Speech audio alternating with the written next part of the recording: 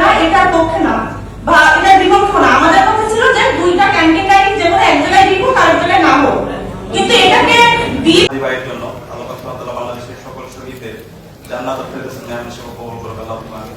একই সাথে আমরা দোয়া করছি সকল গাজী ভাই বোনদের জন্য যারা তাদের হাত হারিয়েছে, পা হারিয়েছে, চোখ হারিয়েছে, এখনো পঙ্গু অবস্থায় আছে, এখন হাসপাতালে তাদের কাটাচ্ছেন। আল্লাহ তাআলা যেন সকল গাজী ভাই বোনদেরকে দ্রুত সময়ের মধ্যে সুস্থতা নিয়ামত দান করে আল্লাহুম্মা আমিন। আমাদের এই ক্যাম্পাস ঢাকা বিশ্ববিদ্যালয় ক্যাম্পাস, আজকে এই ক্যাম্পাসের মধ্যে কোনো ধরনের গণরম নেই, কোনো ধরনের গ্যাস রুম কালচার নেই, কোনো ধরনের ক্ষমতা রাজনীতি নেই, মাসুল পাওয়ার পলিটিক্স নেই, খাওয়া খাওয়ার রাজনীতি নেই। তো এই যে ক্যাম্পাসটা পেয়েছি, এই ক্যাম্পাসটা পাওয়ার পেছনে আমাদের শহীদদের আত্মত্যাগ আছে। সে কারণে আমরা সবসময় শহীদদের বক্তব্য স্মরণ রাখি। শহীদরা যে জন্য জীবন দিয়েছে, তাদের আকাঙ্ক্ষার আলোকে আমরা আমাদের ক্যাম্পাসকে বিনির্মাণ করি, নতুন বাংলাদেশ বিনির্মাণ করি। এই বাংলাদেশ বিনির্মাণ করার জন্য ঢাকা বিশ্ববিদ্যালয়কে ক্যাম্পাস করতে হবে। ঢাকা বিশ্ববিদ্যালয় বাংলাদেশকে পথ দেখায়। বিগত সময়ে ঢাকা বিশ্ববিদ্যালয়ে বাংলাদেশের সকল আন্দোলনের পথ দেখিয়েছে। জুলাই বিপ্লব এই ঢাকা বিশ্ববিদ্যালয় থেকে শুরু হয়েছে। সুতরাং বাংলাদেশের সামগ্রিক অগ্রগতির জন্য এবং ক্যাম্পাসের একটা স্টেবলাইজেশন বিরাজ করার জন্য আমাদেরকে সবসময় ঐক্যবদ্ধ থাকতে হবে। আজকে সেই ঐক্যবদ্ধ রাখার জন্যই, ঐক্যবদ্ধ বাংলাদেশে একটা মেসেজ দেওয়ার জন্য আজকে আমাদের ইফতার মাহফিল।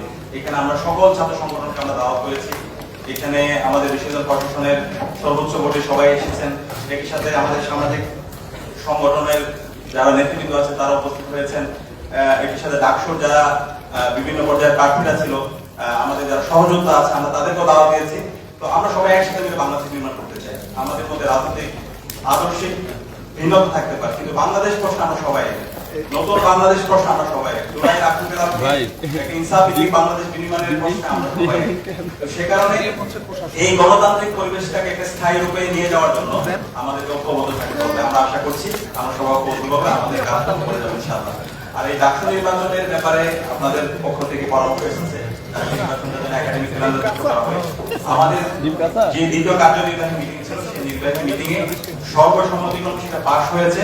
আমরা ইতিমধ্যে বিশ্ববিদ্যালয় প্রশাসনের কাছে দিয়েছি এবং ইতিমধ্যে একাডেমিক ক্যালেন্ডার যে কমিটি আছে সেখানে তালিকাভুক্ত হয়েছে এবং খুব দ্রুত সময়ের মধ্যে এটা তালিকা আকারে প্রকাশ হবে ইনশাআল্লাহ। এবং প্রতি বছর নির্ধারিত সময়ে ডাকসু নির্বাচন হবে। বাংলাদেশে ঢাকা বিশ্ববিদ্যালয় না, প্রতিটি ক্যাম্পাসে শিক্ষার্থীদের নির্বাচিত প্রতিনিধিরা ক্যাম্পাসে তারা নেতৃত্ব দিবে এবং যে গণতান্ত্রিক বাংলাদেশের আমরা স্বপ্ন দেখি সেটা শিক্ষার্থীদের নির্বাচিত প্রতিনিধির মাধ্যমে সেটা পরিচালিত হবে ইনশাআল্লাহ। তো সেই অধিকার নিশ্চিত করার জন্য আমাদের ঐক্যবদ্ধ থাকতে হবে। ডাকসুর জায়গা থেকে আমরা সেটা কথা দিচ্ছি, আমাদের জায়গা থেকে আমরা সে কাজ করে যাবো এবং বিশ্ববিদ্যালয়ের শিক্ষার্থীরা এবং সবাই মিলে আমরা আগামী যে ডাকসু নির্বাচন এবং একটা সুন্দর নির্বাচনের মাধ্যমে শিক্ষার্থীদের নির্বাচিত প্রতিনিধিদের হাতে আমরা আমাদের দায়িত্ব হস্তান্তর করে যাবো ইনশাআল্লাহ। একই সাথে ডাকসুর যখন আমরা দায়িত্ব নিয়েছিলাম, আমরা বলেছিলাম আমরা এখানে কেউ নেতা না, আমরা হচ্ছে প্রতিনিধি। শিক্ষার্থীদের কাছ থেকে আমাদেরকে প্রশ্ন করা, আমাদেরকে নিয়ে নিয়ম পর্যালোচনা করা, আমাদের কাছ থেকে কাজ করে যাবো এবং আমরা সেই জায়গা থেকে আমরা প্রতিনিয়ত চেষ্টা করছি। কাজ করতে গিয়ে অনেক ভুল করছি, ভুল করলে আপনাদের কাছে ক্ষমা চেয়ে আমরা নিজেদেরকে সংশোধন করার চেষ্টা করছি। মানুষের ভুল হতেই পারে, আমরা আপনাদের পরিবারের অংশ। একই সাথে আমরা এটাই বলতে পারি আমাদের চেষ্টার জায়গায় কোনো কমতি নেই, আমরা চেষ্টা করছি এবং ইনশাআল্লাহ আলহামদুলিল্লাহ গত 5 মাসে আমরা প্রত্যেকটা জায়গায় আমরা যত ইস্তেহার দিয়েছি আমরা সবাইকে সাথে নিয়ে প্রত্যেকটা প্রবলেম আমরা এড্রেস করার চেষ্টা করেছি এবং ইতিমধ্যে আমাদের বিশ্ববিদ্যালয় থেকে আপনারা জানেন 2841 কোটি টাকার একটা অধিকতর উন্নয়ন প্রকল্প কাজ শুরু হয়েছে। এই প্রকল্পটা যদি বাস্তবায়ন হয় ইনশাআল্লাহ আপনাদের সাহায্য নিয়ে, তাহলে বিশ্ববিদ্যালয়ে আর কোনো আবাসন সংকট থাকবে না ইনশাআল্লাহ। এই প্রকল্পের আওতায় ছাত্র এবং ছাত্রীদের জন্য মোট 10টা হল নির্মাণ হবে, চাইনার যে হলটা আছে সেটা সহ। তো ইনশাআল্লাহ এই আবাসন সংকট যদি ঢাকা বিশ্ববিদ্যালয় না থাকে তাহলে এই ক্যাম্পাসে আর কোনো মৌলিক সংকট থাকবে না। এটা হচ্ছে মূল সংকট।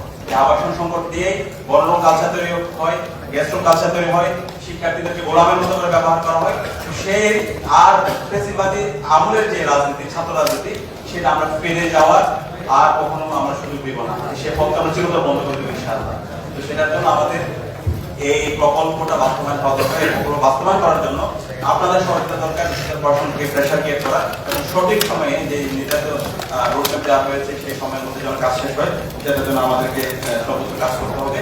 একই সাথে বিশ্ববিদ্যালয়ে আপনাদেরকে পেয়েছেন সেন্ট্রাল মসজিদের, এটা আমাদের জায়গা থেকে বিশ্ববিদ্যালয় প্রশাসনকে বলেছি প্রায় 65 বছর পরে এই মসজিদের সংস্কার কাজ হয়েছে এবং এটার একটা কোনো একটা কমপ্লেক্স হবে, যে কমপ্লেক্সের মধ্যে সকল ধরনের আধুনিক সেবা থাকবে এবং মেডিকেল সেন্টার এর আগে অনেক ভাইয়ের কাজ করেছে এবং সবার সার্বিক সহায়তার মাধ্যমে মেডিকেল সেন্টার উন্নয়ন হয়েছে।